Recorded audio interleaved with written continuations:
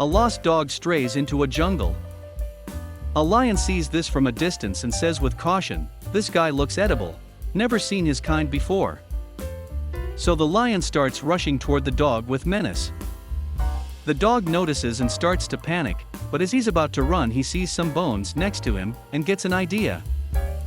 He says loudly, "That was some good lion meat." The lion abruptly stops and says, "Whoa. This guy seems tougher than he looks. I'd better leave while I can." From a nearby treetop, a monkey witnesses everything. The monkey realizes that he can benefit from this situation by telling the lion and getting something in return, so he proceeds to tell the lion what really happened. The lion says angrily, "Get on my back, we'll get him together." They start rushing back to the dog.